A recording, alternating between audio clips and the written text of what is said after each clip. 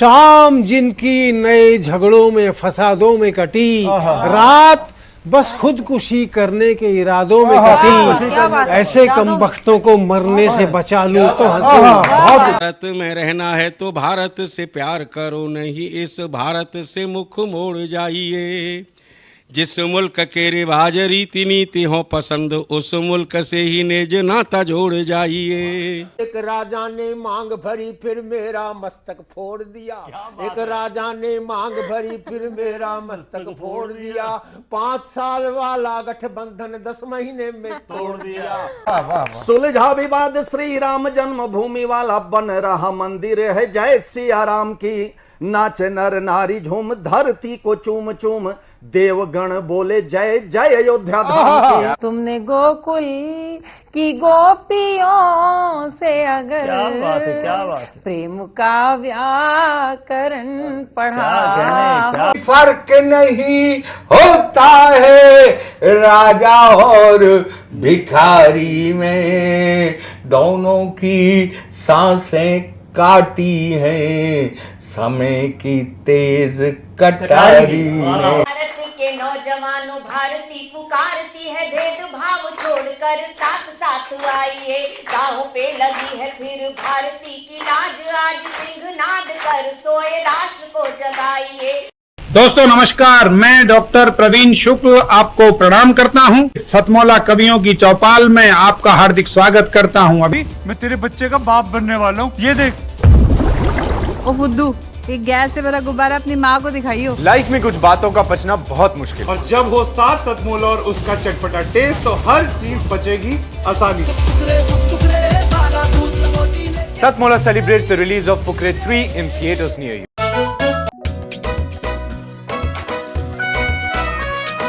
हर पल मस्ती और रंगीन विद सतमौला नमकीन, इससे बेटर है नथिंग। सतमौला नमकीन डिफरेंट टेस्ट है बेमिसाल, पनीर भुजिया भी कमाल, इसके टेस्ट के सब शौकीन। हाँ सतमौला नमकीन, सतमौला स्वीट्स एंड नमकीन, इससे बेटर है नथिंग। हाँ सतमौला नमकीन।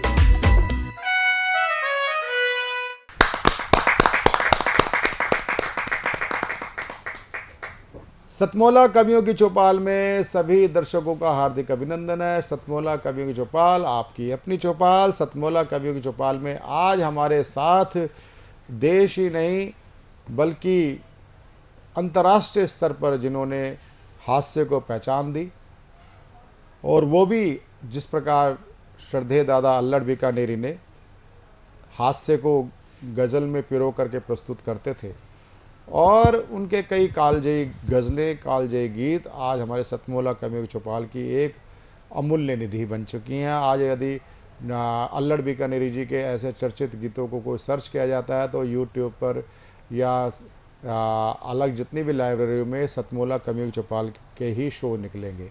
ये हमारी एक बहुत बड़ी सफलता है, और ये सामूहिक सफलता है। और इसी सफलता को आगे बढ़ाने के लिए, इस मिशन को आगे बढ़ाने के लिए मेरे पुराने साथी दीपक गुप्ता, जो अंतर्राष्ट्रीय स्तर पर हास्य कवि स्थापित हैं, जहाँ जोरदार तालियों के साथ हम उनका स्वागत करते हैं।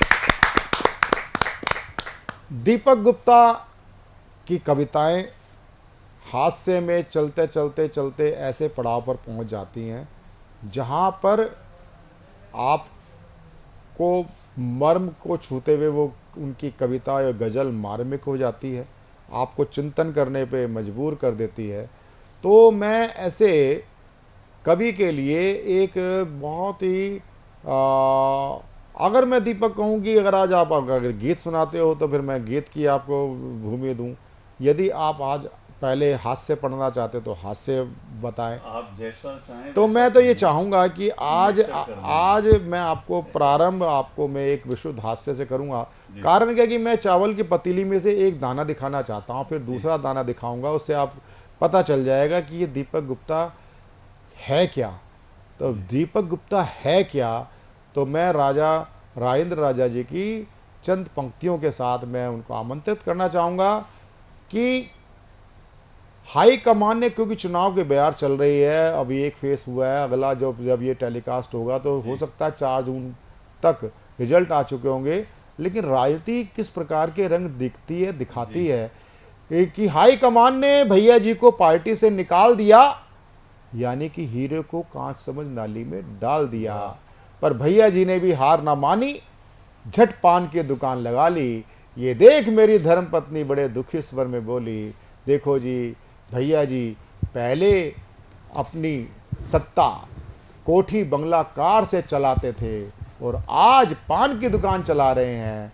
मैंने कहा रे बेवकूफ, ये पहले भी चूना लगाते थे और आज भी चूना लगा रहे हैं। आइए चूना लगाइए दीपक गुप्ता जी। सबसे पहले तो सतमोला कवियों की चौपाल के सभी दर्शकों का और प्रिय श्रोताओं का बहुत बहुत धन्यवाद, आभार। और जहां पर प्रवीण जी ने मेरी भूमिका के लिए पंक्तियां पढ़ी हैं, मैं वहीं से शुरू करता हूं। राजनीति का जिक्र किया उन्होंने, नेता का जिक्र किया। हाँ। तो चुनाव आने ही वाले हैं, आप जानते हैं। और मैंने कभी कहा था कि मदारी को जमूरे से शिकायत है।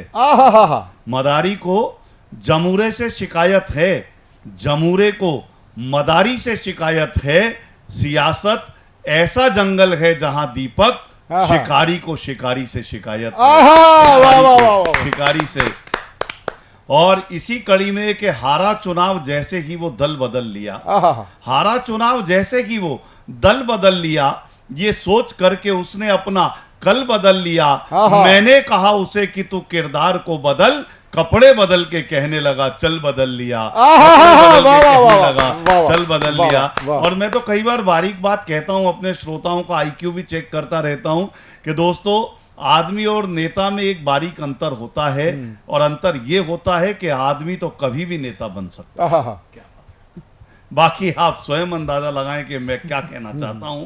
लेकिन आइए राजनीति के संदर्भ में कई बार क्या है कि सत्ता आती है, सत्ता जाती है, कभी भी घमंड नहीं करना चाहिए। मैंने कभी कहा था कि ये गलत फहमी है केवल आपकी, वो आप नहीं जो आप समझ रहे हो, कि ये गलत फहमी है केवल आपकी, है हुकूमत आपके ही बाप की, और जूतियां गिनकर नहीं पड़ती मियां, अरे वाह, छांट लेना तुम भी अपने नाप, तुम भी अपने नाप। बहुत अच्छे, बहुत अच्छे, बहुत अच्छे। और आइए चुनावों का सिलसिला और संदर्भ छिड़ा है तो मैं वहीं से कुछ पंक्तियां देना चाहता हूं। देखिए कवि किसी पार्टी विशेष का नहीं होता, कवि सत्य को उजागर करता है, जैसा देखता है वैसा लिखता है। मैं ध्यान चाहूंगा मंच का भी। पल में रत्ती पल में तोला, पल में है ये माशा, पल पल में ही बदल बदल दल करते रोज तमाशा, पीवे राजनीति की भंग, करते संसद में हुड़दंग, करने फिर जनता को तंग, नेता आयो रे, हो नेता आयो रे, इलेक्शन आयो रे। चार कार संग लिए काफिला गोरी उठाकर झंडे, चार कार संग लिए काफिला गोरी उठाकर झंडे, दाएं बाएं आगे पीछे चलते हैं मुस्टंडे, दाएं बाएं आगे पीछे चलते हैं मुस्टंडे, चमचे पीट रहे ढिंढोरा, करने मोहल्ले का दौरा, दोनों हाथों लिए कटोरा, नेताया यो रे, इलेक्शन आयो रे। के राजनीति में भरे हुए हैं एक से एक मदारी, बारी बारी करना चाहे सब कुर्सी की सवारी, हो पनपी पेटों में हरियाली, फैली है चेहरे पर लाली, पनपी पेटों में हरियाली, छाई है चेहरों पर लाली, मन करता इनको दे गाली, नेताया यो रे, इलेक्शन आयो रे। ये दीपक गुप्ता भाई, मुझे जहां तक समझता हूँ ये कविता आपकी 25 वर्ष पुरानी है, और लेकिन जब भी चुनाव आते हैं तब तक ये नहीं हो जाती है। लेकिन सबसे बड़ी बात है कि आपकी इस कविता के अंदर जो ओम प्रकाश आदित्य जी की थी ना, एक कुर्सी बिचारी मैं किसको भरूं, जो घनाक्षरी में पूरा था, उसकी झलक मिलती है। आपको इसके लिए हार्दिक साधुवाद, जोरदार ताली, धन्यवाद आप सभी का। अब मैं जिनको सतमोला कवियों की चौपाल में जिनको मैं आमंत्रित करना चाहता हूं, वह होते हैं देश के सुप्रसिद्ध, देश के ही नहीं बल्कि विदेशों में भी जिनकी ख्याति है, ऐसे किशोर अवस्था से, यानी कि आप बाल व्यास पीठ के आप उस पे पीठ पे रहे हैं, तब से आप भागवत कथा और राम कथा, शिव पुराण, इन सब कथाओं के माध्यम से आप सनातन की ध्वजा को आप फहरा रहे हैं और आप अपनी कथाओं के माध्यम से अनेक सामाजिक संदेशों को भी आप रखते हैं। और सबसे बड़ी बात यह है कि जब आपका मेरा परिचय संबंध हुआ, वो ये हुआ कि आपने इतने बड़े प्रमुख संत होने के बावजूद भी आपने साहित्य परिषद संचालित सतमोला कवियों की चौपाल को आपने बहुत अपना आशीर्वाद प्रदान किया, स्वयं आगे बढ़ करके। आज भी ऐसा होता है कि जब भी आप दिल्ली होते हैं तो आपका मुझसे तुरंत संपर्क होता है कि प्रवीण जी, मैं आपके शो पर आना चाहता हूँ। तो और सबसे बड़ी बात है कि आप एक बहुत ही श्रेष्ठ कवि हैं, साहित्यिक कवि हैं। एक मंच कवि की बात नहीं कर रहा, मैं साहित्यिक कवि हैं। तो मैं ऐसे एक कवि मना आचार्य प्रवर बाल व्यास वेदांश महाराज जी को आमंत्रित करता हूँ, आप अपना इसी प्रकार का कवित्व आज सतमोला कवियों की चौपाल को प्रदान करें। बाल व्यास वेदांश जी। आप सभी को जय श्री राम। मैं आपको बताने का प्रयत्न करूंगा कि आजकल जो भी कुछ तथाकथित लोग, जिन्हें रामचरितमानस तो छोड़िए, वाल्मीकि रामायण तो छोड़िए, राम के शब्द रूप का भी ज्ञान नहीं है, वे लोग भी राम की जीवनी पर टीका टिप्पणी करते हैं, राम जी पर प्रश्न चिन्ह उठाते हैं। तो मैंने बहुत पहले लिखने का प्रयत्न किया था और इसमें कोई विशेष छंद की प्राधान्यता नहीं है, न कोई रस की प्राधान्यता है। यहाँ पर एक भक्त के भाव की प्राधान्यता है कि राम के चरित्र की विचित्रता के ज्ञान विना, राम के चरित्र की विचित्रता के ज्ञान विना प्रश्न चिन्ह व्यर्थ और अनर्थ परिचायक है। कर रहे समानता प्रभु की जीवनी से धूर्त, कर रहे समानता प्रभु की जीवनी से धूर्त, ऐसे ही गर्दभों को कहते नालायक हैं। पैर धरे इस धरा पे थूकते वे आसमां पे, पैर धरे इस धरा पे थूकते वे आसमां पे, हाय ऐसा कर क्या आकाश का बिगाड़ते, रूप गीदड़ों सा जिनका दृष्टि गिद्ध के सदृश, ऐसे धूमकेतु धर्म हेतु दुखदायक हैं, ऐसे धूमकेतु धर्म हेतु दुखदायक हैं। तो ये बहुत सामान्य शब्द, बहुत वर्षों पूर्व की रचना थी मेरी। आप सभी को ज्ञात है कि श्री अयोध्या धाम में राजा राम अपने दिव्य विग्रह के साथ विद्यमान है। तो मेरा प्रयत्न रहेगा कि आप सभी को मानसिक रूप से श्री धाम अयोध्या के विशेष आकर्षण का दर्शन कराया जाए और किंचित शब्दों में मैं प्रयत्न करूंगा कि आप सभी को अयोध्या धाम की यात्रा कराई जाए। सर्वप्रथम हम लोग अयोध्या धाम में श्री सरयू मैया का दर्शन करेंगे, क्योंकि कई वर्षों के बाद ये समय आया है। जो सरयू महमज्जन करहीं, जो सरयू महमज्जन करहीं, पाप ताप सबही प्रभु हरहीं, पाप ताप सबही प्रभु हरहीं। हनुमत दर्शन अघ अघमर्षण, हनुमानगढ़ी का दर्शन करें। हनुमत दर्शन अघ अघमर्षण, कनक भवन जन मन आकर्षण, कनक भवन जन मन आकर्षण। राम कृपा नभ सदृश दास पर, राम कृपा नभ सदृश दास पर, पकड़ उंगली सिंह चलत धरा पर, पकड़ आहा। उंगली सिय चलत धरा बहुत अच्छे, बहुत पर। अच्छे। मात पिता गुरु बंधु जगत के, नहीं आपन बस राम भगत के, नहीं आपन बस राम भगत के। कहत दास वेदांश रमैनी, आहा। कहत दास वेदांश रमैनी, अवधवास साकेत निसैनी, बहुत अवधवास अच्छे, बहुत। साकेत बहुत। और अब आपके सामने प्रस्तुत करता हूं डॉक्टर कविता विकास, जो कि नोएडा से आई हैं। आप शिक्षा विभाग से संबंधित हैं और आप एक स्तंभकार हैं। आपके स्तंभ विभिन्न मंचों पर विभिन्न सूत्रों से आपको प्राप्त हो सकते हैं। आप सभी विषयों पर कविता लिखती हैं और आज आपको प्रस्तुत करेंगी, भगवान श्री राम पर रचना प्रस्तुत करेंगे और एक और कविता प्रस्तुत करेंगे। निश्चित रूप से एक सारगर्भित कविता आपको सुनने को मिलेगी। स्वागत है डॉक्टर कविता विकास। बहुत धन्यवाद।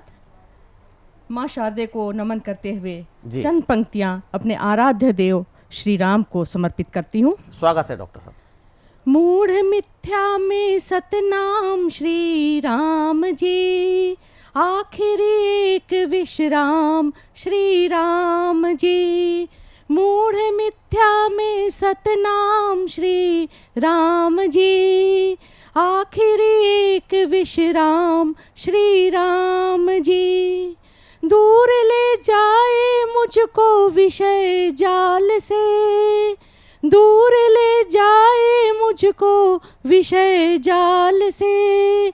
मेरे आराम का नाम श्री राम जी, वाह, वाह, वाह। मेरे आराम का नाम श्री राम जी। जय श्री राम। उनकी मर्जी है ले जाएं जिस ओर वो, उनकी मर्जी है ले जाएं जिस ओर वो।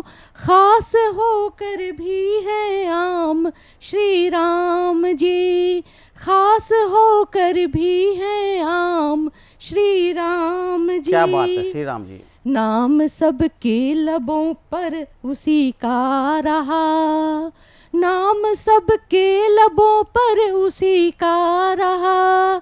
जिसके लब पर सुबह हो शाम श्री राम जी, श्री राम जी, श्री राम जी, श्री राम जी, श्री राम जी।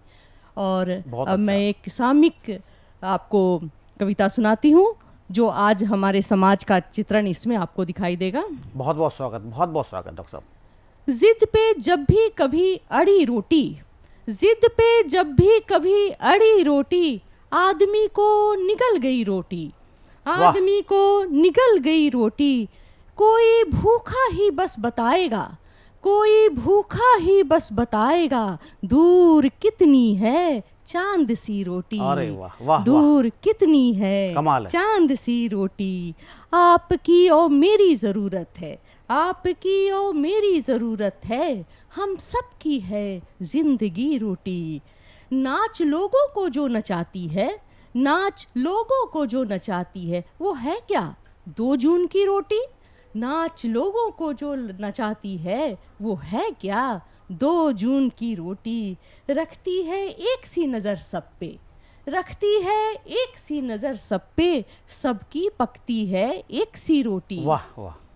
आपको इल्म ही नहीं शायद, आपको इल्म ही नहीं शायद, छीन लेती है नींद भी रोटी।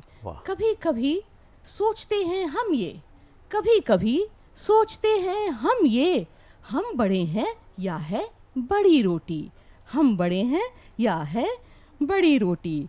और कुछ पंक्तियां निवेदित करके। जी स्वागत, स्वागत है आपका। जीवन के थपेड़ों ने तोड़ा तो संवारा भी, टूटी हुई कश्ती को दिखलाया किनारा भी। मरहम जिसे कह लो या जख्मों का पिटारा भी, ये शय जो मोहब्बत है पानी है शरारा भी।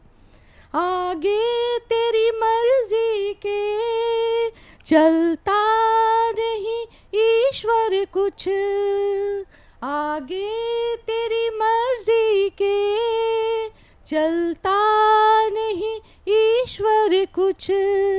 तूने ही डुबोया था, तूने ही उबारा भी, तूने ही डुबोया था, तूने ही उबारा भी। बहुत अच्छा, बहुत अच्छा।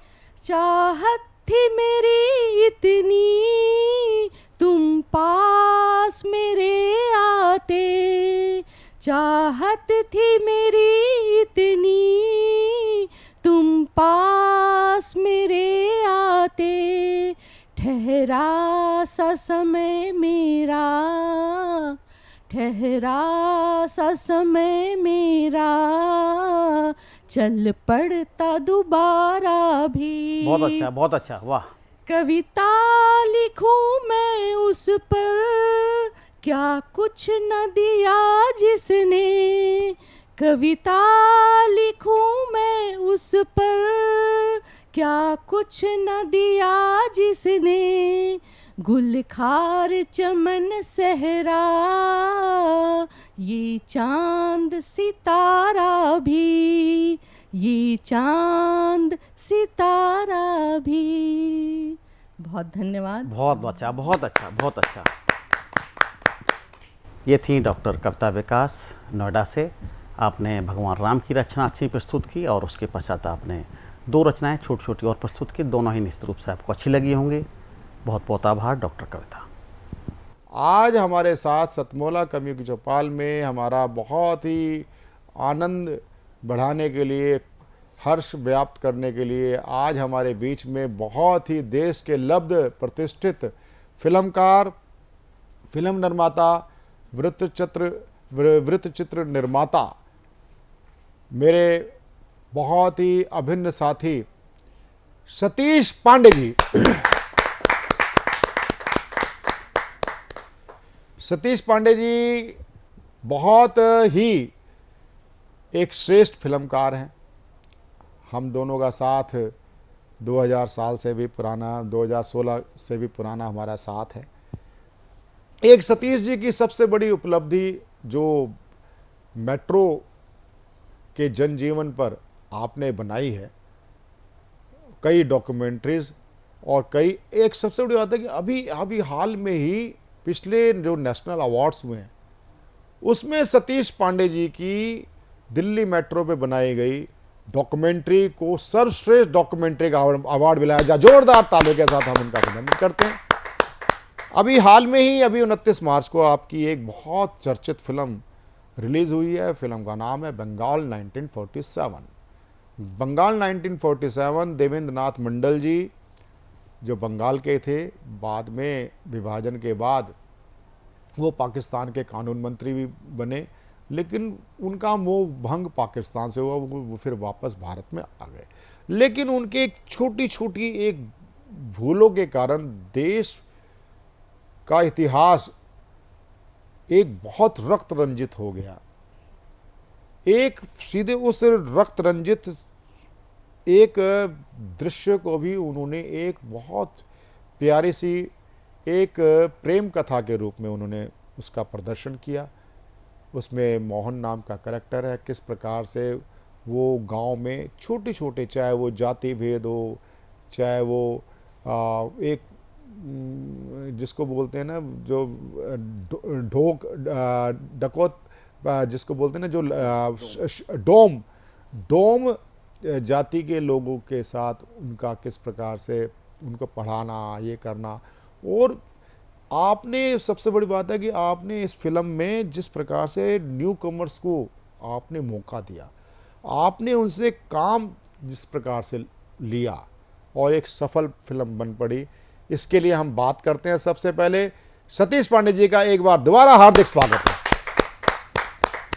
तो सतीश पांडे जी, मैं आपसे जानना चाहता हूं कि आप, सबसे पहले मैं आपके जानना चाहता हूं प्रारंभ आपका हम लोग से हुआ, तो हम लोग से आप कैसे जुड़े, आपका हम लोग में आपकी क्या भूमिका थी, सतीश पांडे जी बताएं।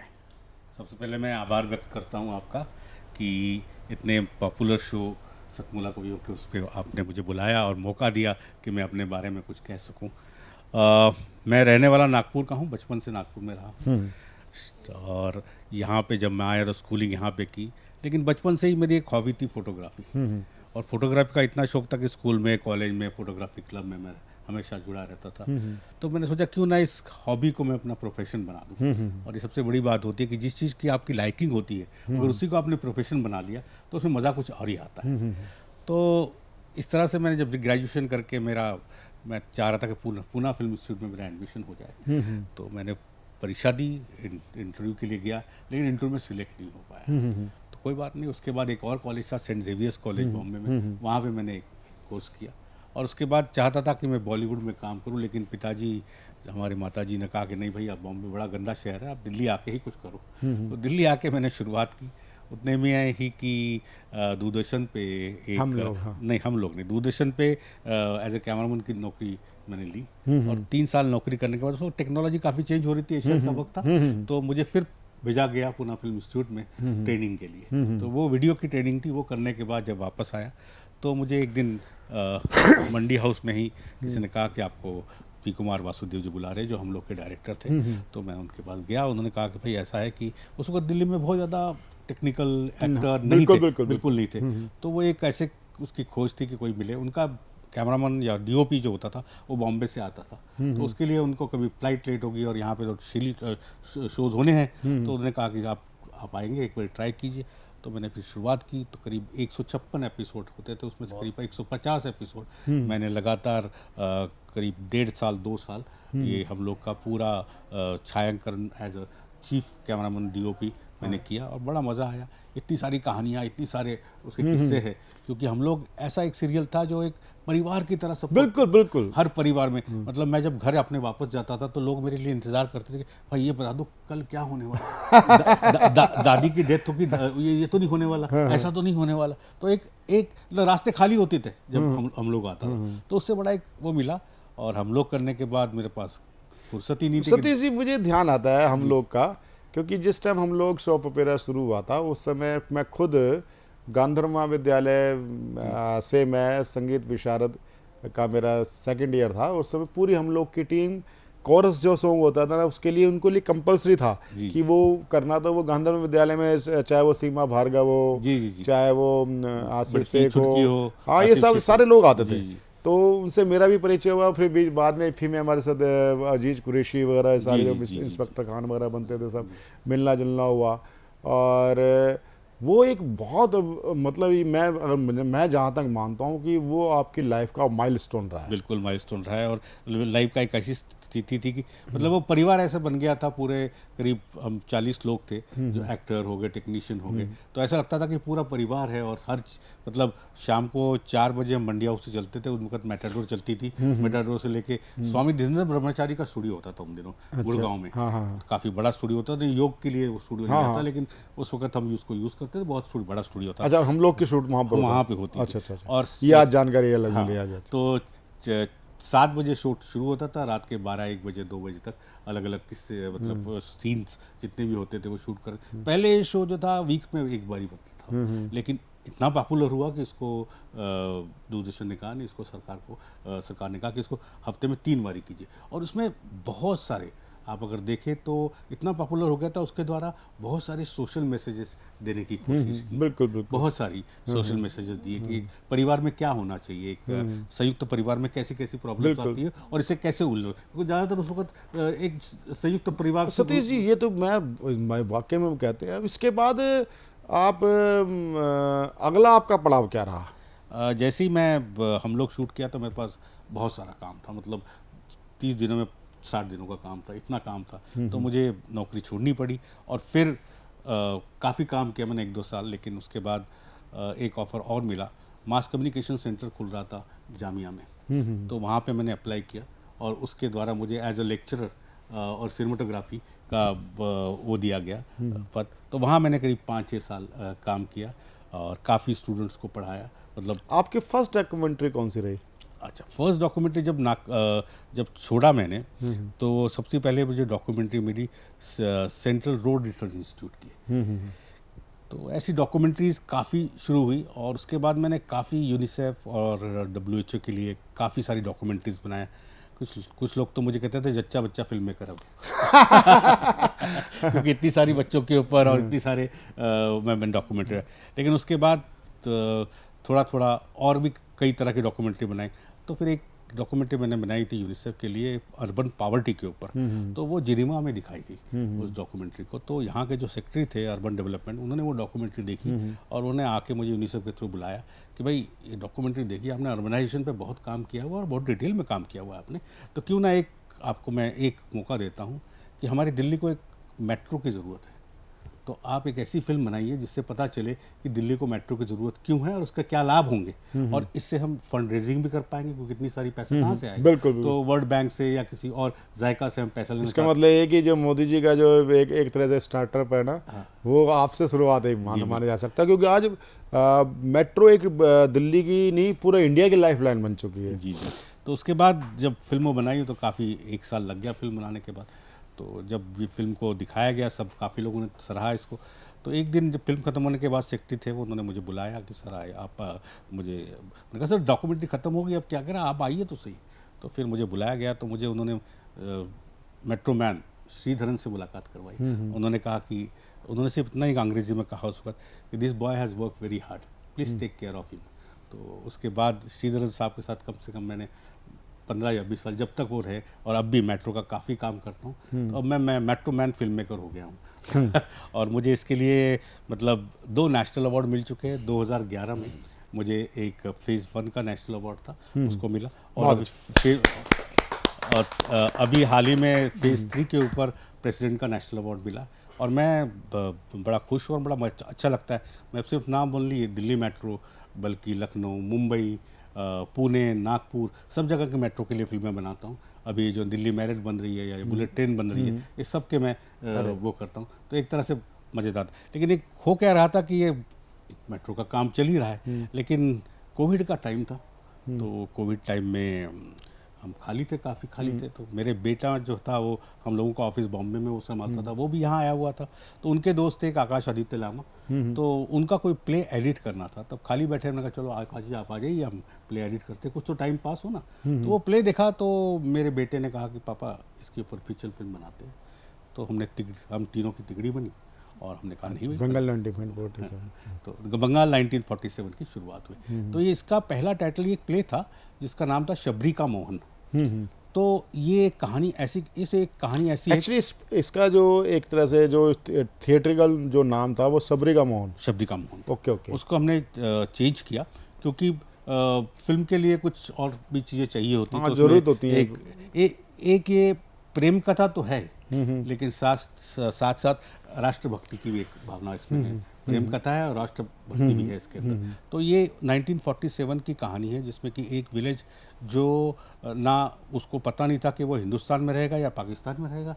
तो वहाँ पे एक लव स्टोरी थी और एक ऊंची जात वाले लड़के और मोहन और एक नीची डोम की बेटी शबरी, उसकी कहानी थी। तो इसके द्वारा हमने काफ़ी सोशल मैसेजेस डालने की कोशिश की है। ये सिर्फ एक आम फिल्म नहीं है जो आपको कमर्शियल फिल्म है जो पैसे कमाने के लिए हमने बनाई है, पर इसको हमने बनाया काफ़ी सोशल। बहुत बड़ा हाईली रिस्क लिया आपने। मैं पूरी फिल्म आपने स्पेशल कुछ हटके कर, जिंदगी में कुछ हटके करने की हमेशा आदत रही है मुझे। तो हो सकता है मैं सफल हूँ या ना हूँ, लेकिन मैं हटके कुछ काम नहीं सफल तो कह रहा है सतीश जी। आपकी वो फिल्म बहुत कुछ कहती है जी। तो उसमें हमने दिखाया है कि लड़कियों को पढ़ाना चाहिए, छोटी जाति बड़ी जाति नहीं होती, और भी कई पॉलिटिकल वो थी जो हमको लगा कि उस वक्त उसमें 2 सुंदर गाने अभिषेक ने जो है अभिषेक रे, जिन्होंने गुलजार की एल्बम बनाई, बहुत शानदार, बड़ा कर्णप्रिय। मैं उनको करीब 25 साल से जानता हूँ और बड़े बड़े फिल्मों की करती है। मैंने कहा मेरे पास पैसा नहीं है भाई, तो ये करना है। उन्होंने कहा मैं सतीश जी आपके लिए करता हूँ।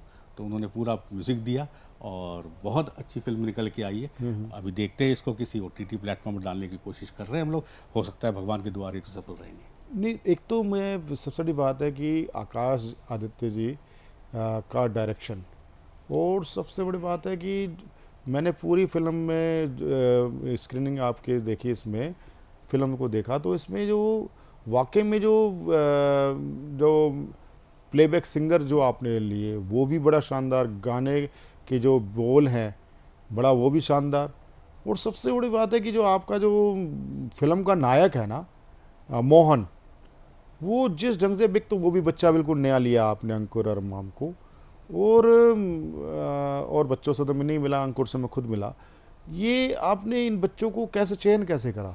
सबसे पहले मैं तारीफ करना चाहता हूँ आकाश जी की रिसर्च, क्योंकि इतनी बड़ी फिल्म बनाने के लिए आपको रिसर्च चाहिए और वो भी ऑथेंटिक चाहिए। उन्होंने कई डॉक्टर अंबेडकर की किताबें पढ़ी, कई सारी किताबें पढ़ी, उसके बाद इसको स्क्रिप्ट में ढाला गया। जहाँ तक ये था कि अब हम दूसरी प्रॉब्लम ये आ रही थी कि भाई 1947 एक पीरियड फिल्म है, बस पीरियड को 1947 को कैसे दिखाया जाए। हम बंगाल गए, हम काफ़ी जगह गए, तो हमें छत्तीसगढ़ में कवर्धा के पास ऐसी एक जगह मिली, क्योंकि क्या हुआ कि जब पार्टीशन बांग्लादेश का पार्टीशन हुआ तो काफ़ी बंगाली लोग वहाँ से छोड़ के छत्तीसगढ़ में आ गए थे, तो वो अभी तक उनके पुराने घर हैं, अभी तक वहीं रहते, तो हमने उसी लोकेशन को चूज़ किया। अब जहाँ तक कास्टिंग की बात है, हमने मोहन जो इसका कैरेक्टर लिया है अंकुर, वो फिल्म इंस्टीट्यूट से पास आउट है, तो उस टेस्ट लिया तो बहुत अच्छा लगा। फिर हमने एक हीरोइन को भी मतलब नायिका के लिए रोल के लिए किया था, लेकिन समहाउ वो 1-2 दिन शूटिंग करने के बाद उसका वो फिट नहीं लगी, तो एक लोकल बंदी वहाँ से राजनांदगांव से थी, बहुत अच्छी सुरभि करके एक बच्ची थी, तो वो बिल्कुल कैरेक्टर में हमने लिए और उसने बहुत अच्छा रोल किया। और एक खुशी की खबर ये है कि जैसी ये फिल्म की उसको पूना फिल्म इंस्टीट्यूट में एडमिशन मिल गया। मतलब ये बहुत ही कम होता है कि बहुत अच्छा कि पूना फिल्म इंस्टीट्यूट जैसी जगह में एडमिशन मिल जाना। इस फिल्म की वजह से उसको एडमिशन भी मिला। और बाकी नायक जो आपने देखा होगा खसरा में, लगान में थे, वो थे, मानिक शाह थे, तो वो अच्छे रोल किए लोगों ने और अपने दिल से काम किया और पूरी मेहनत से, शिद्दत से हमने 30 दिन की पूरी शूटिंग की है। करीब 80 लोगों की टीम थी हमारी, तो सबका आना जाना, खाना पीना, रहना। मैं जो आपने कुछ जगह स्पेशल स्क्रीनिंग की, मुझे उस फिल्म की जो सबसे बड़ी उपलब्धि है कि आज ये तो मानते हैं कि ट्रेंड बन गया। ट्रेंड इसलिए बना है कि सरकार की ऐसी फिल्मों के प्रति सकारात्मक दृष्टि। पहले क्या होता था, सरकारी पक्ष ऐसी फिल्मों को बैन करने के लिए ज़्यादा करता था, और ये आज हमारे लिए बड़ा ही बहुत अच्छा एक उर्वरा ज़मीन बन चुकी, जिसको बोलते हैं ना बिल्कुल, कि अब ऐसी फिल्मों की डिमांड भी बढ़ी है, लोग देखना भी चाहते हैं ऐसी फिल्मों को। जी, मैं आपको क्योंकि मैं और प्रवीण जी करीब ऑलमोस्ट 2016 के बाद मैं 2014 से हूँ। हमारा फिल्म फेस्टिवल होता है गोवा में, सबसे इंटरनेशनल फिल्म फेस्टिवल, तो मैं कई उनकी समितियों में, जूरी में रह चुका हूँ, तो हमें कई फिल्में देखने का मौका मिलता है।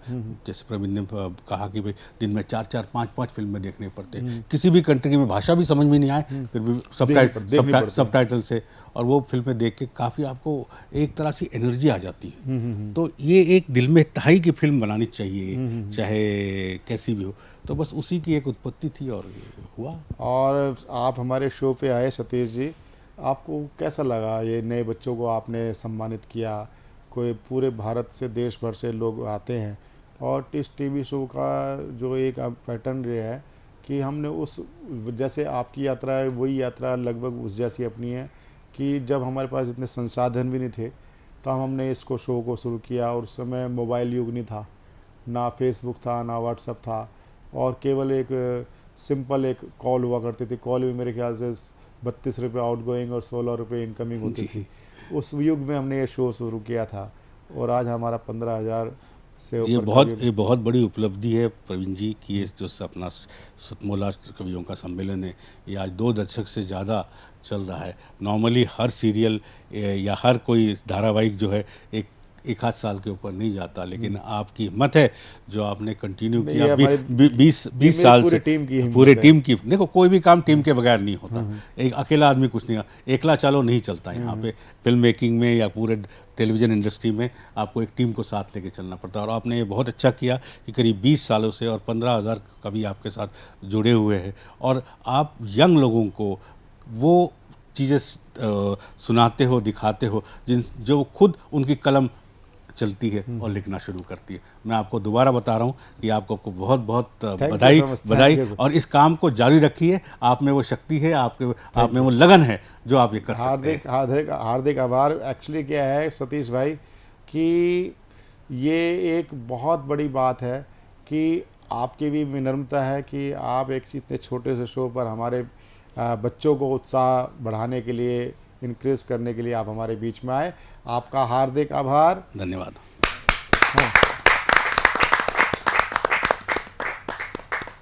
सतमोला कवियों की चौपाल में आज हमने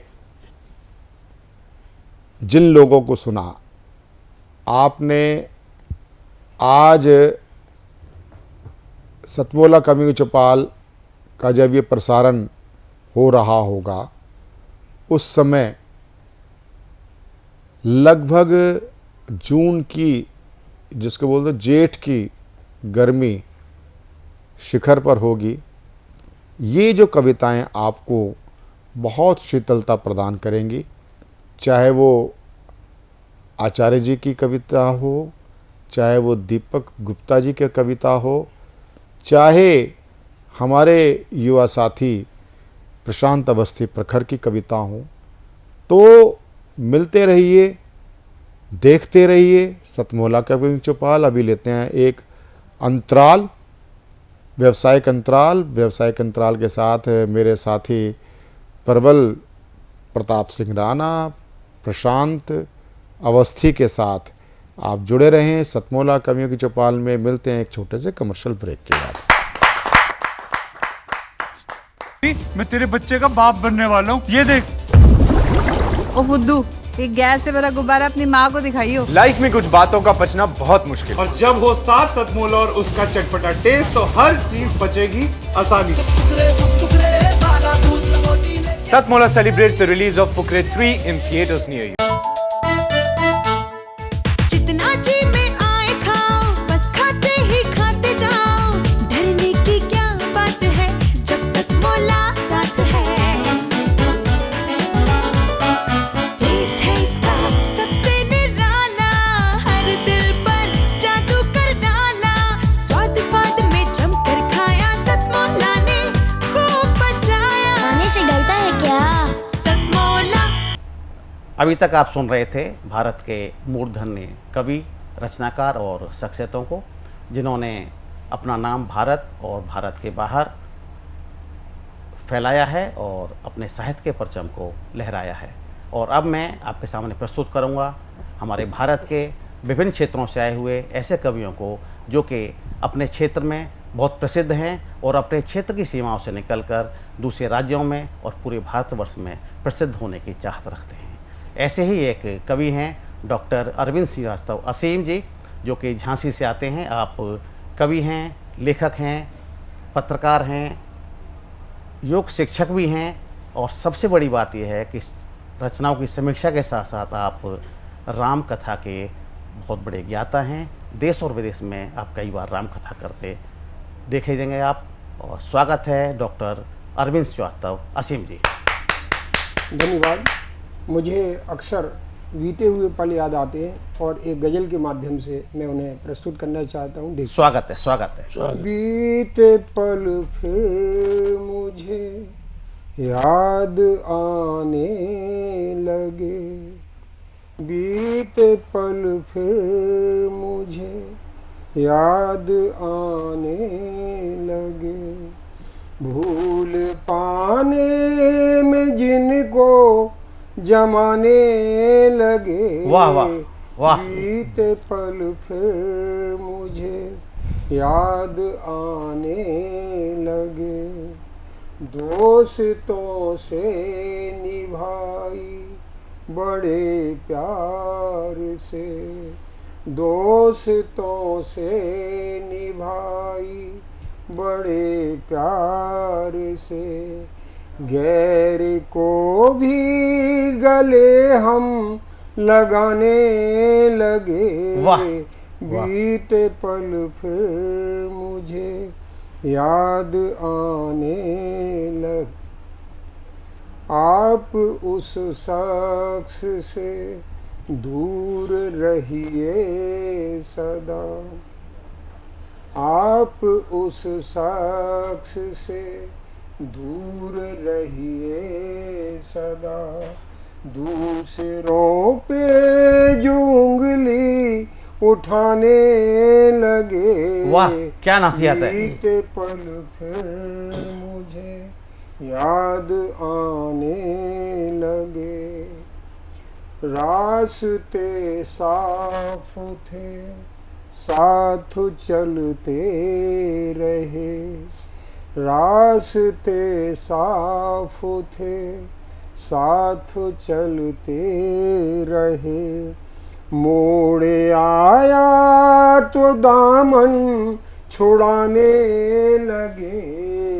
बीते पल फिर मुझे याद आने लगे। बहुत अच्छा। दर्द सहते रहे, गम उठाते रहे। दर्द सहते रहे, गम उठाते रहे। गम असीम के उनको बहाने लगे। वाह वाह वाह। बीते पल फिर मुझे याद आने लगे। इसी क्रम में एक श्रृंगार का गीत देखिए। प्रेम में अक्सर मोहब्बत और तकरार दोनों ही चीज़ें देखी जाती हैं। एक ऐसी ही चीज़ देखिए आप, प्रेमी प्रेमिका के लिए व्यक्त करता है। जी स्वागत, बहुत बहुत स्वागत है आपका। मिलना जुलना शुरू करें फिर, मिलना जुलना शुरू करें फिर। छोड़े सब तकरार की बातें, मिलना जुलना शुरू करें फिर। अच्छा। तुम बिन जीवन, तुम बिन सूना ये जग सारा। विकल हुआ है मन बेचारा। आंसू की आई बरसाते, छोड़े सब तकरार की बातें। मिलना जुलना शुरू करें फिर। बहुत अच्छा। जीवन में फैला अंधियारा, सूनेपन ने पैर पसारा। गम की ही दिखती बारातें, छोड़े सब तकरार की बातें। मिलना जुलना शुरू करें फिर। जीवन की हर श्वास में तुम हो, हर आशा भी श्वास में तुम हो। वाह। शुरू करें फिर से मुलाकातें, छोड़े सब तकरार की बातें। मिलना जुलना शुरू करें फिर। वाह, बहुत अच्छा। एक कदम गर साथ चलेंगे, गुलशन में फिर सुमन खिलेंगे। खुशियों की होंगी सौगातें, छोड़े सब तकरार की बातें। मिलना जुलना शुरू करें फिर। बहुत अच्छा, बहुत अच्छा। ये थे डॉक्टर अरविंद श्रीवास्तव असीम जी, और आपने निश्चित रूप से दोनों रचनाएं बहुत अच्छी सुनाई। सभी दर्शकों को, श्रोताओं को पसंद आएंगी। बहुत बहुत आभार डॉक्टर असीम जी, धन्यवाद। और अभी इसी क्रम में आगे मैं प्रस्तुत करता हूँ कुशीनगर उत्तर प्रदेश से आए हुए श्री ओम प्रकाश द्विवेदी जी को। आप सेवानिवृत्त शिक्षक हैं, लेखक हैं, पत्रकार हैं। आज आपको ये अपनी बहुत अच्छी एक धार्मिक रचना और उसके पश्चात एक बहुत ही रोचक अच्छी रचना आपको सुनाएंगे। प्रस्तुत हैं श्री ओम प्रकाश द्विवेदी जी। सबसे पहले माँ सरस्वती को नमन। बहा दो ज्ञान की गंगा, शरण में तेरे आया हूँ।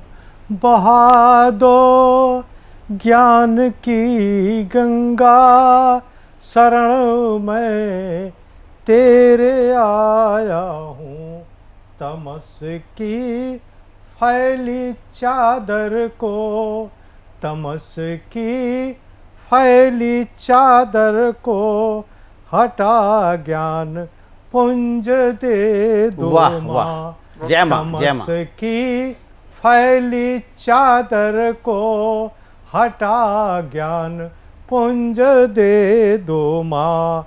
अकेला मूढ़ जीव हूँ मैं, अकेला मूढ़ जीव हूँ मैं, जड़ांधकार में फंसा हूँ। अकेला मूढ़ जीव हूँ मैं, जड़ांधकार में फंसा हूँ। बीड़ा की तंत्री बजा कर, बीड़ा की तंत्री बजा कर, उसे तुम दूर कर दो माँ। वाह, वाह। बीड़ा की तंत्री बजा कर, उसे तुम दूर कर दो माँ। इसके बाद मैं समसामयिक जो आज का परिवेश है, मौसमी परिवेश, उस पर मैं 4 पंक्तियां एक गीत के रूप में सुना जी। रहा हूं। स्वागत है, बहुत बहुत स्वागत है आपका द्विवेदी जी। आतप तेरा दामन तपन से भरा है, आतप तेरा दामन कभी तेज धूप यूं देता है लू। आतप तेरा दामन तपन से भरा है, वास्तविकता है। आतप तेरा दामन चाहे वह बहे पछुआ पवन। आतप तेरा दामन तपन से भरा है, बहुत सुंदर। आतप तेरा दामन सारा जहान करे त्राहि त्राहि। सारा जहान करे त्राहि त्राहि, चढ़त ही दिन करके पाड़ा बढ़त। चढ़त ही दिन करके पारा बढ़त। आतप तेरा दामन तपन से भरा है, आतप तेरा दामन। नियम ये प्रकृति का बदलत रहत। वाह। आतप तेरा दामन तपन से भरा है, आतप तेरा दामन। कभी ठंड आतप आते रहत, कभी ठंड आतप आते रहत। धरा का चलन गति शील रहत। वाह वाह। धरा का चलन गतिशील रहत, आतप तेरा दामन तपन से भरा है, आतप तेरा दामन। कभी उतार और चढ़ाव में रहत, आतप तेरा दामन तपन से भरा है, आतप तेरा दामन। एक समसामयिक 4 पंक्तियां हैं। जी स्वागत है, स्वागत है। शिक्षाप्रद है। सखीरी संभल कर चलना, सखीरी संभल कर चलना, कुटिल छल छद्म राहों पे, सखीरी संभल कर चलना, कुटिल छल छद्म राहों पे। जहाँ कतिक लोग होते हैं, जहाँ कतिक लोग होते हैं, जो ईर्ष्या द्वेष रखते हैं। वाह, क्या सच्चाई है। जहाँ कतिक लोग होते हैं, जो ईर्ष्या द्वेष रखते हैं, तमस के मध्यम राहों पर, तमस के मध्यम राहों पर चलना सीखा, चाल चलते हुए चलना बहुत अच्छा, बहुत अच्छा। चाल चलते हुए हृदय में भाव रखते हैं, हृदय में भाव रखते हैं, पाँव कुटिल पथ पर रखते हैं। बहुत अच्छा, बहुत अच्छा। हृदय में भाव रखते हैं, पाँव कुटिल पथ पर रखते हैं, सखीरी संभल कर चलना, कुटिल छल छद्म राहों पे। सहारा पर का लेकर ही, सहारा पर का लेकर ही अपनापन स्वांग रचते हैं, सहारा पर का लेकर ही अपनापन स्वांग रचते हैं, परोक्ष ही वार करके वे, परोक्ष ही वार करके वे प्रत्यक्ष प्रिय वादी होते हैं। अच्छा, बहुत अच्छा। परोक्ष ही वार करके वे प्रत्यक्ष प्रिय वादी होते हैं। आँखों में घिन का सुरमा लगा, आँखों में घिन का सुरमा लगा, वह राह चलते हैं। आँखों में घिन का सुरमा लगा, वह राह चलते हैं, तभी तो बहुत अच्छा। प्रिय बहुत भी अच्छा। बनते हैं, प्रिय पर वार करते हैं, तभी तो प्रिय भी बनते हैं, प्रिय पर वार करते हैं, सखीरी संभल कर चलना, कुटिल छल छद्म राहों पे। ये थे ओम प्रकाश द्विवेदी जी। आपने शिक्षाप्रद रचनाएं भी की और साथ साथ आपने मौसम के बारे में, प्रकृति के बारे में अच्छी रचना प्रस्तुत की। आपको निश्चित रूप से पसंद आएंगी। और अब आपके सामने प्रस्तुत करता हूँ अरुणा राणा जी को, जो कि ग्रेटर नोएडा से पधारी हैं। आप पूर्व शिक्षिका हैं और अभी होम मेकर हैं और कविताएं लिखती हैं, गीत लिखती हैं, भजन लिखती हैं, सामाजिक और धार्मिक विषयों पर अधिक लिखती हैं। तो आज उम्मीद करेंगे एक अच्छी सी रचना प्रस्तुत करेंगी। जैसा कि बताया है, भगवान राम की एक रचना प्रस्तुत करेंगी। स्वागत है अरुणा राणा जी। माँ सरस्वती को वंदन नमन। भगवान श्री राम की एक रचना उन्हीं के लिए अर्पित करती हूँ। स्वागत। एक की छोटी सी कहानी है श्री राम की, एक की छोटी सी कहानी है श्री राम की, ये तो अमर कहानी है श्री राम की, ये तो अमर कहानी है श्री राम की। दशरथ के घर जन्मे राम, दशरथ के घर जन्मे राम, घर घर बटे बधाई राम, घर घर बटे बधाई राम, सारी नगरी हर्षाई है। वाह वाह। सिया राम की सारी नगरी हर्षाई है।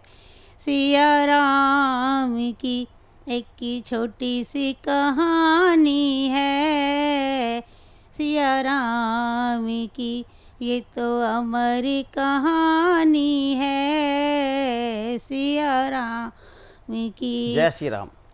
जनकपुरी में आए लक्ष्मण राम, जनकपुरी में आए लक्ष्मण राम, तोड़ा धनुष और किया विश्राम, तोड़ा धनुष और किया विश्राम, जय माला की बारी है सिया राम की, जय माला की बारी है सिया राम की। एक की छोटी सी कहानी है सिया राम की, ये तो अमर कहानी है सिया राम की। कोप भवन में पहुँचे दशरथ राम, कोप भवन में पहुँचे दशरथ राम, के कई ने मांग लिए दो वरदान। वाह वाह। के कई ने मांग लिए दो वरदान, अब बन की तैयारी है सिया राम की, अब बन की तैयारी है सिया राम की। वाह। एक की छोटी सी कहानी है सिया राम की, ये तो अमर कहानी है सिया राम की। पंचवटी में आए लक्ष्मण राम, पंचवटी में आए लक्ष्मण राम, सूपन खा के काटे नाक और कान। वाह वाह। सूपन खा के काटे नाक और कान, अब युद्ध की तैयारी है सिया राम की, अब युद्ध की तैयारी है सिया राम की। वाह। एक की छोटी सी कहानी है सिया राम की, ये तो अमर कहानी है सिया राम की। लंकापुरी में पहुँचे लक्ष्मण राम, लंकापुरी में पहुँचे लक्ष्मण राम, मेघनाथ के हर लिए प्राण, मेघनाथ के हर लिए प्राण। जय श्री राम। अब रावण की बारी है सिया राम की, अब रावण की बारी है सिया राम की। एक की छोटी सी कहानी है सिया राम की, ये तो अमर कहानी है सिया राम की। लंका जीत के आए प्रभु राम, लंका जीत के आए प्रभु राम। वाह वाह। दिवाली मना के किया है सम्मान, दिवाली मना के किया है सम्मान। अब राज तिलक की तैयारी है, जय जय सिया राम की। अब राज तिलक की तैयारी है, सिया राम की।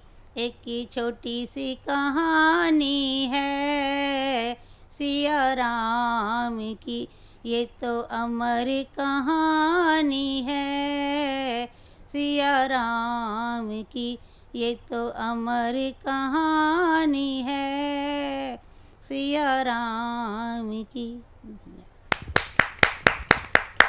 ये थी अरुणा राम जी जो कि ग्रेटर नोएडा से आई थी। आपने भगवान श्री राम की कहानी अपने शब्दों में सुनाई, अच्छी लगेगी। बहुत बहुत आभार अरुणा जी। और अब आपके समक्ष मैं प्रस्तुत करूंगा एक ऐसे कवि और कवियत्रियों को जिन्होंने कि अपने क्षेत्र में, अपने राज्य में, अपने शहर में बहुत नाम कमाया है और आगे स्तर पर भी जाना चाहते हैं। और उन्हीं में से सबसे पहले प्रस्तुत करूंगा मैं फरीदाबाद से पधारी हुई डॉक्टर सलोनी चावला को। आप स्वास्थ्य शिक्षा में डॉक्टरेट हैं और एक लगातार साहित्य का सृजन करती हैं। आपके कई पुस्तकें आ चुकी हैं जो कि संकलन हैं, अपने स्वयं के संकलन हैं। उसके अलावा आप रेडियो पर कई कार्यक्रम कर चुकी हैं और विभिन्न स्थानों से आपको 3 दर्जन पुरस्कार मिल चुके हैं। ये सभी विधाओं में लिखती हैं और आज प्रस्तुत करेंगी एक हास्य व्यंग और एक गज़ल। तो प्रस्तुत हैं डॉक्टर सलोनी चावला। सभी का अभिनंदन करते हुए मैं एक हास्य व्यंग पहले प्रस्तुत करूंगी जिसका शीर्षक है जब अक्ल बांट रहे थे भगवान। स्वागत स्वागत। जब अक्ल बांट रहे थे भगवान, मैं भी चल पड़ी सीना तान। सोचा पहला नंबर आ जाए तो शायद अक्ल ज़्यादा मिल जाए। वाह। पर रास्ते पर था ट्रैफिक जाम, पहुंची देर से प्रभु के धाम। बहुत ही लंबी लगी थी कतार, जुड़ी दे किस्मत को गाली 2-4। थक हार जब आया नंबर, खाली हो चुका था समुंदर। वाह। रब बोले अक्ल हो गई है ख़त्म, अब तो मिलेगी अगले ही जन्म। फिर तो छिड़ गई मेरी प्रभु से बहस, जाऊंगी ना अक्ल लिए बिना मैं वापस। बहुत हिम्मत का काम किया। रब बोले, मैंने कहा कुछ बची खुची ही दे दो, मैं बोली। रब बोले मेरे पास है एक्सपायरी डेट वाली, वो आप देना किसी और को भरपूर, मुझे आपका नहीं है ये सौदा मंजूर। रब बोले तो फिर मिलावट वाली ही ले लो, कुछ दिन उसी से काम चला लो। ना एक्सपायरी डेट वाली ना मिलावट वाली, मैं लूँगी तो 100% क्वालिटी वाली। वाह। प्रभु अपने चेहरे पर ले आए मुस्कान, बोले मैं तो ले रहा था तुम्हारा इम्तिहान। वाह वाह वाह। मेरे पास मिलती है शुद्ध अकल, मजाल है जो कोई सृष्टि में दे दे दखल। अकल सबको मिलती है बराबर, कौन कितने संस्कार डाले वो करता है उसी पर निर्भर। अकल कभी नहीं होती है ख़त्म, ना ही रुकना पड़ेगा किसी को अगले जन्म। तुमने मांगी है अकल 100% क्वालिटी वाली, तो बनाओ उसको अच्छी नियत और संस्कारों वाली। जाओ जहाँ में फैला दो पैगाम, जाओ जहाँ में फैला दो पैगाम। कैसा चाहिए जगत, ये जगत वालों का ही है काम। वाह। मैं तो देता हूँ देता रहूँगा मार्गदर्शन, मैं तो देता हूँ देता रहूँगा मार्गदर्शन। कोई लेने वाला तो बने, मुझे इसी की है टेंशन। वाह। मैं तो देता हूँ देता रहूँगा मार्गदर्शन, कोई लेने वाला तो बने मुझे इसी की है टेंशन, कोई लेने वाला तो बने मुझे इसी की है टेंशन, मुझे इसी की है टेंशन। बहुत अच्छा, बहुत अच्छा। बहुत बहुत शुक्रिया। ये था मेरा हास्य व्यंग जो समाज और मानवता के लिए एक सुंदर पैगाम था। जी, अच्छी अब कल्पना मैं- थी, अच्छी कल्पना थी आपकी। बहुत बहुत शुक्रिया। आभार। अब मैं आपके आगे एक गज़ल पेश करना चाहूँगी जिसे मैंने खुद ही लिखा है, और क्योंकि मैंने शास्त्रीय संगीत सीखा है तो मैं अपनी गज़लों को खुद ही धुन देती हूँ। स्वागत, स्वागत। तो छोटी सी गज़ल है। नस्मों की सुंदर लहरें उठी हैं, नस्मों की सुंदर लहरें उठी हैं, जिस दर्द साकर से उसको सलाम। वाह। जिस दर्द साकर से उसको सलाम, दर्द ही से शिकायत, दर्द ही को सलाम, दर्द ही से शिकायत, दर्द ही को सलाम। जिस गम के डर से भागे ज़माना, जिस गम के डर से भागे ज़माना, उसी गम ने सींची है गज़लों में जान। वाह डॉक्टर चावला, वाह। उसी गम ने सींची है गज़लों में जान, और गज़ले दीवानी दुनिया तमाम, गज़ले दीवानी दुनिया तमाम। अंबर ज़मीं को जीत लिया तो क्या, अंबर ज़मीं को जीत लिया तो क्या, अपने ही मन के तो फिर भी गुलाम। वाह, वाह। अपने ही मन के तो फिर भी गुलाम, गलत सही की नहीं पहचान। अच्छी बात, अच्छी बात। गलत सही की नहीं पहचान। शुक्रिया, ये मेरी गज़ल थी। बहुत अच्छा। और मैं एक शेर के साथ जी, स्वागत, समाप्ति स्वागत। देना चाहूँगी। स्वागत, स्वागत आपका। बहुत गहराई है इस शेर में। वक्त का हर लम्हा बीती गलतियों के एहसास से हमारी आंखें खोलता है। वक्त का हर लम्हा बीती गलतियों के एहसास से हमारी आंखें खोलता है, पर अफसोस जब तक आंखें पूरी तरह खुल पाती हैं तब तक आंखें हमेशा के लिए बंद होने का वक्त आ जाता है। जब तक आंखें पूरी तरह खुल पाती हैं तब तक आंखें हमेशा के लिए बंद होने का वक्त आ वाह, जाता वाह। है। बहुत बहुत शुक्रिया। अद्भुत, अद्भुत, बहुत अच्छा संदेश। ये थी डॉक्टर सलोनी चावला फरीदाबाद से। आपका व्यंग बहुत उत्तम था और उसके पश्चात गज़ल, और गज़ल के बाद में आपने मुक्तक में तो निश्चित रूप से एकदम बिल्कुल आध्यात्म और मानव जीवन का एक संदेश छोटी सी रचना में दे दिया। बहुत बहुत शुक्रिया, बहुत बहुत शुक्रिया। और अब आपके सामने प्रस्तुत करते हैं शेखर अशोपा जी को, जो कि श्री गंगानगर राजस्थान से आए हैं। आप व्यवसायी हैं और कविताएं लेखन का आपको करीब 4 दशकों का अनुभव है। आप बहुत रुचि रखते हैं कविताएं लिखने में। आप सतमोला कवियों की चौपाल में पहले भी आ चुके हैं और आप सभी प्रकार की रचनाएं लिखते हैं, लेकिन मुख्य रूप से आप हास्य व्यंग की रचना लिखते हैं। तो आज प्रस्तुत करेंगे अपना एक हास्य व्यंग। स्वागत है शेखर अशोपा जी। प्रथम गुरु गणेश को तिलक चंदन करता हूँ द्वितीय माँ सरस्वती का वंदन करता हूँ। तृतीय उपस्थित सभी का हार्दिक अभिनंदन करता हूँ। जी स्वागत, आपका अभिनंदन। मुझे एक दिन सपना आया, खुद को मैंने सरकारी कर्मचारी पाया। जब मुझे इंटरव्यू कॉल आया तो मैं उस खुशी को हजम नहीं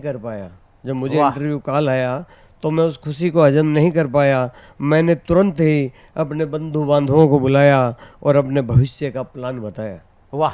मैं बोला, अब अगले माह से मेरे स्तर में भारी वृद्धि होने वाली है। अब अगले माह से मेरे स्तर में भारी वृद्धि होने वाली है। ये गरीबी, बेकारी, लाचारी, ये सब की सब जल्द खोने वाली है। वाह। मैं अब जल्द ही निजी विमान का मालिक बन जाऊंगा। गलती करने वाले पायलट पर मंत्रियों की तरह तन जाऊंगा। मेरे एक एक शब्द को हुक्म माना जाएगा। हर मिनिस्टर बाकायदा मेरे आगे हाजिरी लगाएगा। अच्छा सपना है, अच्छा सपना है। मुझे डराने वाले अब मुझसे खौफ खाएंगे। मेरे अप्रसन्न होते ही मेरे आगे गिड़गिड़ाएंगे। वाह। अब मैं नित नए परिधान पहनूंगा, फटे कपड़े नहीं सीऊंगा। बिना नमक के बहुत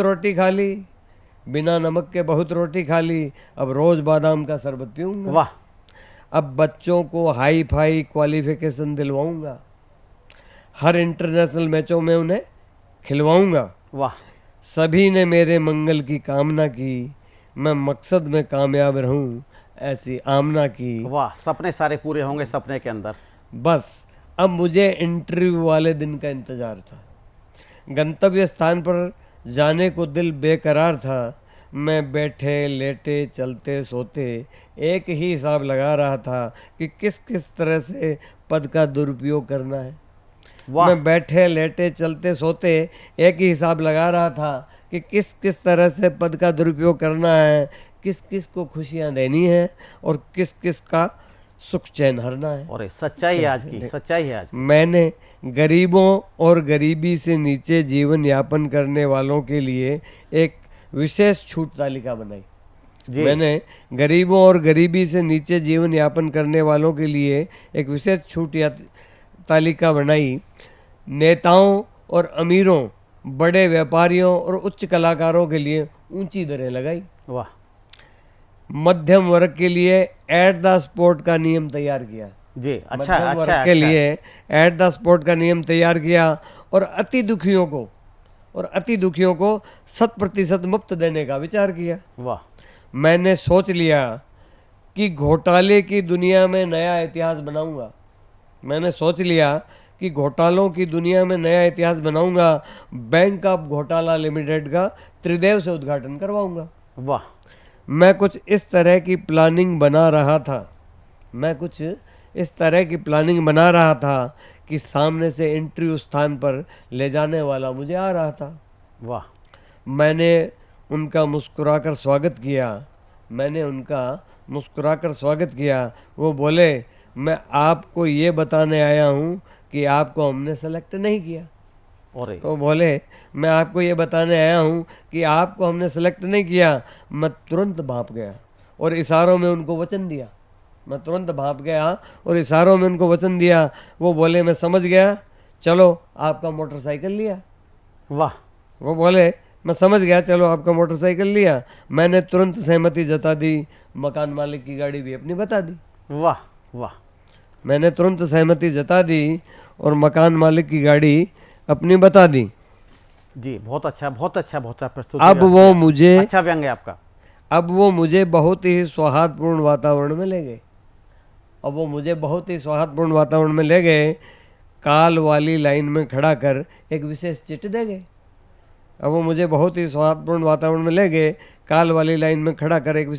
गए। जूं ही मेरा नंबर आया मैंने उनको चिट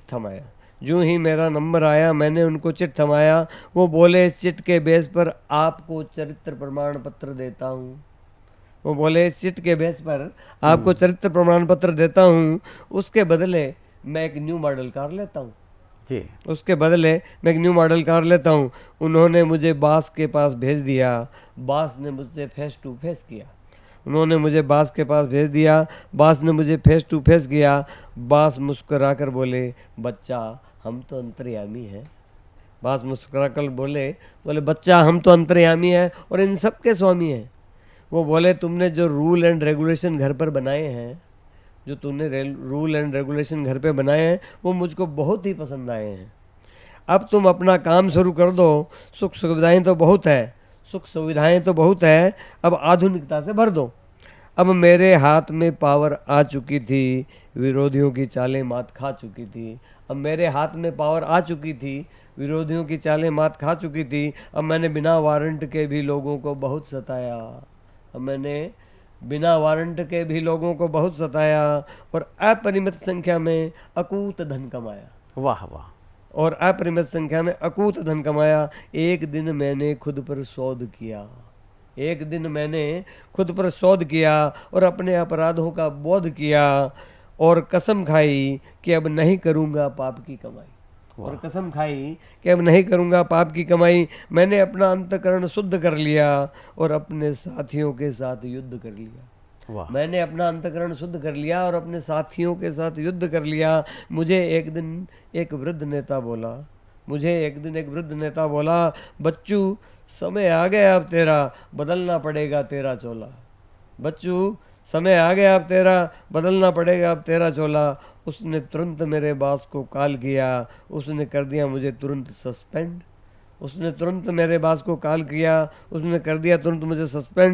हो गया मेरी ईमानदारी के भूत का एंड। दूसरे ही दिन खबर थी कि एक भ्रष्ट कर्मचारी को निकाल दिया। मेरे बास को बतौर मुआवजा 10 साल पुनः बहाल किया। वाह, अच्छी कल्पना है। मैं अपने बास पर खार खा रहा था। मेरे जिस्म में बेशुमार पसीना आ रहा था। मेरी ये हालत देखकर मेरी धर्मपत्नी घबरा गई। उसको लगा कि इस लड़के की अंतिम तिथि आ गई। वो इतनी ज़ोर से चिल्लाई कि मेरी नींद टूट गई। दोस्तों, मेरे इस एपिसोड की बहुत सी कड़ियाँ छूट गई। बहुत बढ़िया। अशोपा जी ने सपने में बहुत सारा भ्रष्टाचार कर लिया और भ्रष्टाचार से मुक्ति भी पाली। और यही निवेदन है, बाकी आप लोग ऐसा न करें, सपना देख सकते हैं, अच्छे सपने देखें। बहुत बहुत धन्यवाद। और अब मैं पुकारता हूँ रायबरेली से पधारे हुए श्री शिवनाथ सिंह शिव, जो कि सेवानिवृत्त प्रथम श्रेणी अधिकारी हैं भारत सरकार के दूरसंचार विभाग से। आप लेखक हैं, कवि हैं और समीक्षक भी हैं। साहित्य की सेवानिवृत्ति के बाद में लगातार कर रहे हैं। तो स्वागत है श्री शिवनाथ सिंह शिव जी। धन्यवाद आदरणीय सभी का। मैं शिवनाथ सिंह शिव रायबरेली से। जी, स्वागत आपका। शिवनाथ सिंह शिव रायबरेली। मैं श्री राम जी पे एक मंगल गीत प्रस्तुत करना चाह रहा हूँ। जी, स्वागत। सखी रे गावो मंगल गीत, सखी रे गावो मंगल गीत, अवध में राम आए हैं। सखी रे गाओ मंगल गीत, अवध में राम आए हैं। जलाओ घर घर में अब दीप, जलाओ घर घर में अब दीप, लखन संग राम आए हैं।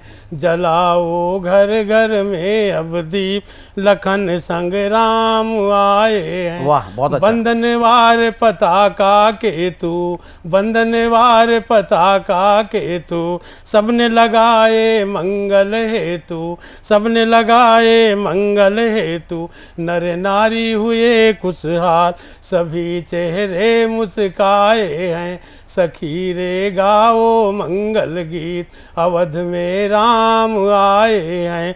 जलाओ घर घर में अब दीप, लखन सिया राम आए हैं। कंचन कलश विचित्र संवारे, कंचन कलश विचित्र संवारे, सभी ने सजाए निज निज द्वारे। सभी ने सजाए निज निज द्वारे। सबको मिल गया मन का मीत, सबको मिल गया मन का मीत, लखन संग राम आए हैं।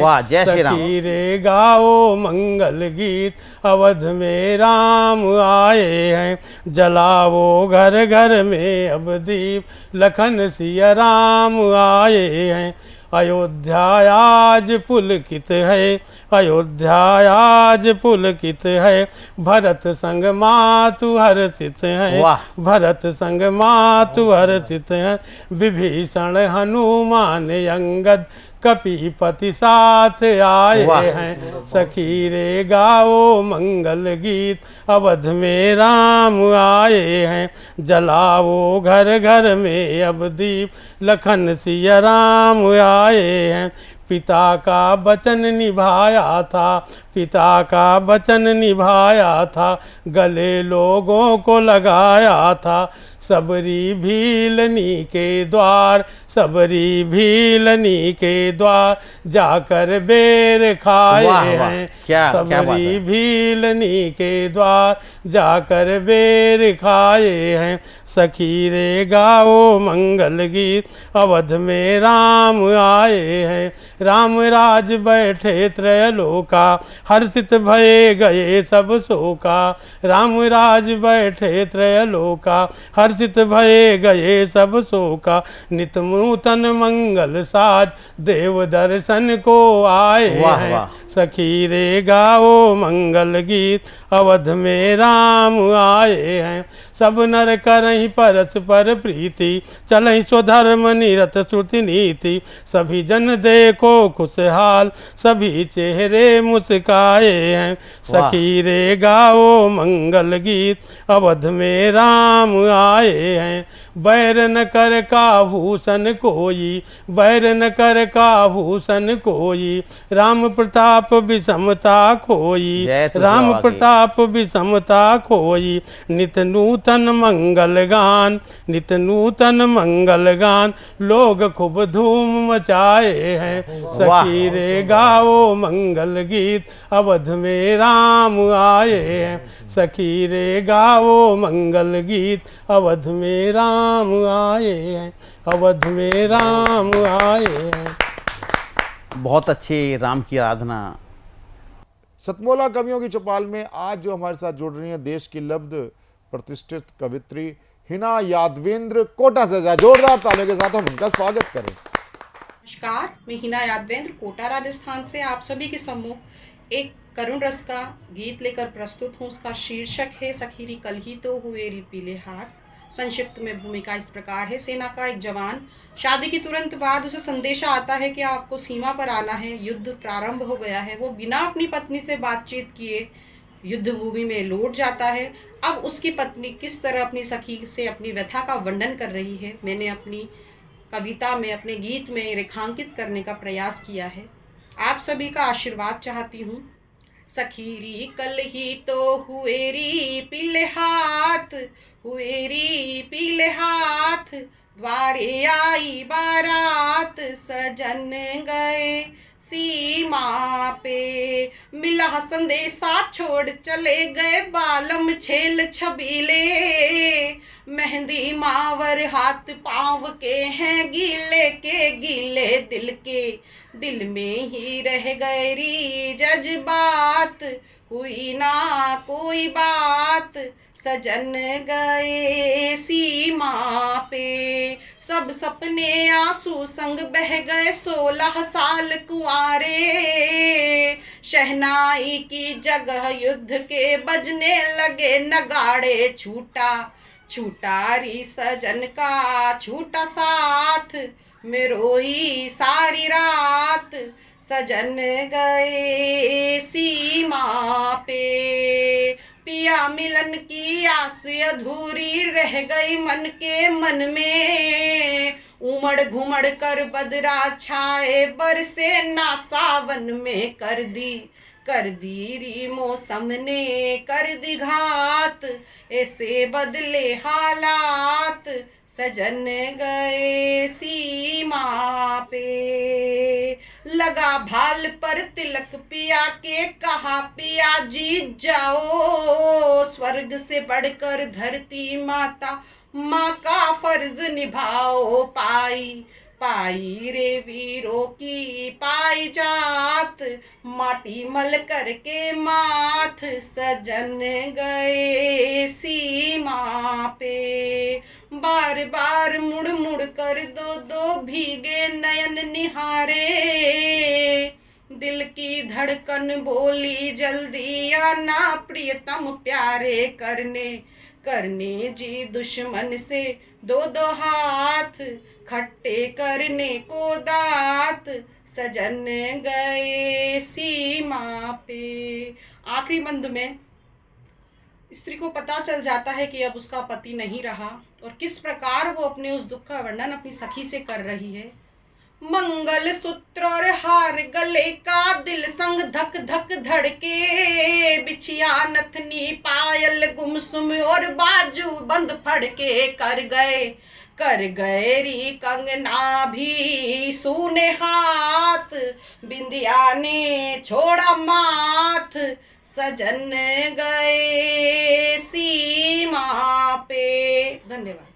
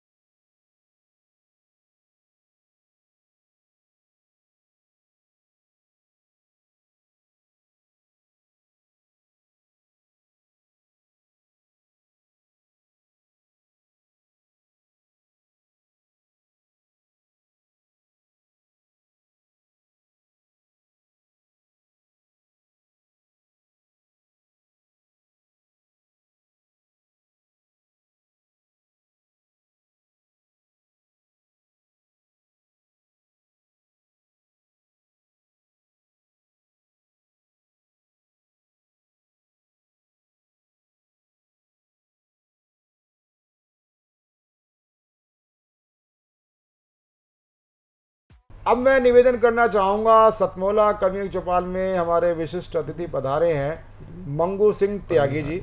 मंगू सिंह त्यागी जी के बारे में मैं पूर्व में आपको बता चुका हूँ। समाज से जुड़े हुए जुझारू आप व्यक्तित्व हैं। मैं आपसे निवेदन करूंगा कि आज आप सतमोला कवियों की चौपाल में पधारे हैं। आपने कवियों को सम्मानित किया, देश भर से आए हुए कवियों को सम्मानित किया, और कवि भी बहुत आनंद और प्रसन्नता के साथ यहाँ से वापस जा रहे हैं आपसे सम्मान प्राप्त करके। तो मैं ज़रूर चाहूँगा कि आप उनको अपना एक शुभकामना के रूप में आप एक संदेश देने की कृपा करें। मंगू सिंह त्यागी जी। आज के इस कार्यक्रम के अंदर मैं विनय जी आर्य जी का और विजय भाई का शुक्रगुजार करता हूँ उनका। और सतमोला कवियों का जो कार्यक्रम है बहुत अच्छा लगा मुझे।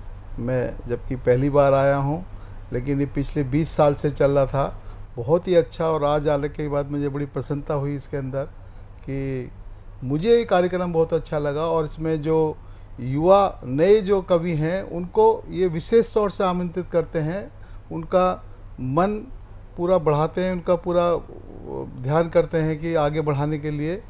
और ये देख के बड़ा अच्छा लगा कि देश के सब युवा जितने कवि हैं उनको प्रोत्साहित होते हैं, बहुत आगे बढ़ते हैं। इस कार्यक्रम को आगे मुझे बड़ा अच्छा लगा और पूरे देश में इसकी बड़ी चर्चा है, बड़ा अच्छा है कार्यक्रम। और मैं इसके लिए विशेष धन्यवाद देता हूं और मेरी कोशिश रहेगी जो भी मेरे से सहयोग हो पाएगा मैं इसमें करूंगा। बहुत बहुत आभार मंगू सिंह जी आपका। जो सतमोला कवि चौपाल आज इतना आगे वटवृक्ष बन चुका है आप सभी के मंगल कामनाओं सहयोग के कारण, उसके जड़ में हैं वो हैं हमारे सतमोला कवि चौपाल के प्रायोजक श्री अनिल कुमार मित्तल जी, जो सतमोला के एमडी भी हैं और चेयरमैन हैं। सुनते हैं उनका शुभकामना संदेश। नमस्कार दोस्तों, मैं अनिल मित्तल, चेयरमैन सतमोला ग्रुप। मैं जैसे आप सब लोग जानते हैं कि 2004 के अंदर मैंने सतमोला कवियों की चौपाल आरंभ करा परवीन आर्य जी के साथ मिलके। तो हमारा उद्देश्य दोस्तों यही था कि जो आज ये काव्य पाठ है, जो ये बुद्धिजीवी वर्ग जो ये सुंदर काव्य पाठ हम लोग करते हैं, तो वो धीरे धीरे आज के ज़माने में लुप्त ना होता जाए। जो आज मॉडर्नाइजेशन चल रहा है, जितना टीवी पे हम और भी चीज़ें बढ़ती जा रही हैं, तो ये ना हो कि हमारी पुरानी जो ये एक संस्कार थे, पुरानी सभ्यता थी, कविता पाठ था, वो धीरे धीरे ये लुप्त होता जा रहा था। तो इसीलिए हम दोनों ने मिलकर 2004 के अंदर सतमोला की कवियों की चौपाल आरंभ करी, जिसके अंदर हम ऐसा प्लेटफॉर्म देते रहे हैं जिसके अंदर नए से नए कवि जो भी कवि काव्य पाठ है उसमें करना चाहे उसका स्वागत करते हैं हम लोग, उन्हें मौका देते हैं नए नए कवियों को। और आप लोगों से यही निवेदन है कि जो भी चाहे आप पहली बार काव्य पाठ करते हैं तो आप सतमोला कवियों की चौपाल के प्लेटफॉर्म पर आएँ, आप लोगों का स्वागत है। उसके अंदर आप अपनी मौलिक कविताओं को सुनाएं, उनके अंदर जो भी कमी होगी तो हमारे पुराने जो एक्सपीरियंस कवि हैं वो उनको सुधारेंगे और आपको और इम्प्रूव करने की कोशिश करेंगे। आपसे निवेदन है कि सतमोला कवियों की चौपाल में आएँ और अपना काव्य पाठ करें। सतमोला कवियों की चौपाल में आप जितना भी आपका हमें सहयोग मिला वह अतुलनीय है। 20 वर्षों की यात्रा करते करते अब हम 21वें वर्ष में प्रवेश करने वाले हैं। सतमोला कवियों की चौपाल में आप दर्शक के रूप में, नवांकुर कवि के रूप में आप हमारे साथ नित्य प्रति जुड़ते रहते हैं और जुड़ने की इच्छा भी रखते हैं। जो अभी तक नहीं जुड़ पाया, आप कार्यक्रम तो देखते हैं लेकिन आपके अंदर संकोच है, उस संकोच को निसंकोच करें। टीवी स्क्रॉल पर चल रहे नंबर 9711182183 पर आप हमसे संपर्क करें। संपर्क करें तो आपको एक सुखद अनुभूति प्राप्त होगी। हमारी टीम आपसे संपर्क करेगी। आपके अंदर कुछ उमड़ रहा है, कुछ घुमड़ रहा है, कुछ आपके मन मस्तिष्क में हलचल हो रही है, तो आप केवल फ़ोन उठाएं, हमसे बात करें। व्हाट्सएप भी कर सकते हैं 9711182183 पर आप हमसे संपर्क करें। जिन कवि जो हमारे पुराने सदस्य उनको जो 6 महीने हो चुके हैं पूरे, उनको स्वयं हमें फ़ोन करना चाहिए ताकि उनको अगला क्रम हम दे सकें। सतमोला कवियों की चौपाल इसी प्रकार अनवरत चलती रहेगी। देखते रहिए, दिखाते रहिए। सतमोला कवियों की चौपाल, आपकी अपनी चौपाल। नमस्कार। सीएम साहब, हमारे 30 विधायक अपोजिशन पार्टी में चले गए। अब आप सीएम नहीं रहे। सतमोला। तो अब नया सीएम कौन बन रहा है? चल सतमोला खाओ, कुछ भी पचाओ।